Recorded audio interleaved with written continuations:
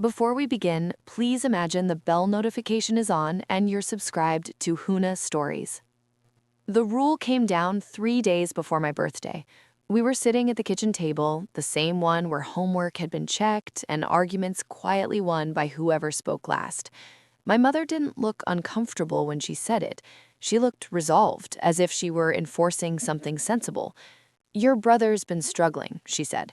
"He doesn't feel special lately." My father nodded, already aligned. "So we're not doing anything for your birthday this year," he added. "No party, no dinner. It wouldn't be fair." I waited for the rest of the sentence, the part where they acknowledged I was turning 18, the part where fairness included me. It never came. I remember noticing the sound of the clock more than their voices, the way the second hand clicked too loudly, like it was keeping score. I didn't argue. That surprised them. I just said, okay, and stood up. That night, after they went to bed, I packed a backpack. Not everything, just enough to make leaving possible. My birth certificate, a change of clothes, the cash I'd been hiding from babysitting and tutoring. I wrote no note, not out of cruelty, but because explanations in that house were always repurposed into evidence against you. I closed the door quietly. The house didn't notice. The first months were harder than I let myself admit later. I slept on a friend's floor, then a cousin's couch. I worked mornings at a cafe and evenings at a warehouse. I learned how to stretch meals, how to ask for help without apologizing for existing. I was exhausted, but I wasn't shrinking anymore. The relief surprised me. I stopped waiting for permission. I stopped bracing for comparison. Without my brother's needs hovering over every decision, my life felt lighter, even when it was objectively harder. My parents checked in occasionally, short messages, neutral updates.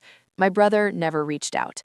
I imagined him exactly as he'd always been, supported, protected, certain that the world would adjust around his discomfort. A year passed like that, slowly, then all at once. I got promoted, then again. I moved into a small apartment with sunlight that hit the floor in the afternoons. I bought a secondhand table and ate dinner at it every night, even when I was tired, just to prove to myself that the space was mine. I didn't post much about it. Success felt private, like something fragile I didn't want examined. The invitation to my parents' anniversary dinner came unexpectedly, formal, polite, as if nothing unusual had happened between us. I debated not going. In the end, curiosity won. I wanted to see if I could sit in the same room without reverting to the quieter version of myself. The restaurant was expensive in a way that was meant to be noticed. My parents hugged me like a guest. My brother stared. He looked unsettled, older but not steadier. When he asked what I'd been doing, the question sounded less like interest and more like a test. "Working," I said. "Things are good." That or good enough. But later, after someone mentioned my promotion, after my mother casually repeated it with visible surprise, something in him cracked.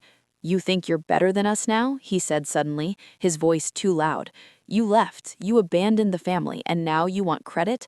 The table went quiet. Forks paused midair. "I didn't abandon anyone," I said. My tone surprised even me, calm even. "That I left because I wasn't allowed to exist without competing with your feelings." My father tried to intervene, but it was too late. The words had landed. My brother stood up, chair scraping harshly. He started listing grievances, how hard things had been for him, how pressured he'd felt, how unfair it was that I was doing well after running away. It wasn't jealousy in the cartoon sense. It was something more fragile, the collapse of a story he'd relied on, where I stayed smaller so he could stay special. A relative at the table spoke then, someone who had never intervened before. "That's not what happened," she said quietly. "You were protected, they were neglected." No one contradicted her. My parents looked stunned, not because they disagreed, but because the truth had been said aloud without their permission. The dinner ended early. Apologies were attempted poorly. My brother left without saying goodbye. I walked home alone. The night air was cool, grounding. I didn't feel victorious. I felt clear. Some relationships didn't recover after that.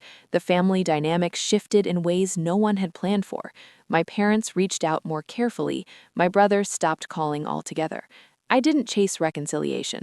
I kept my life, the table, the quiet evenings, the version of myself that didn't disappear to make room for someone else's comfort.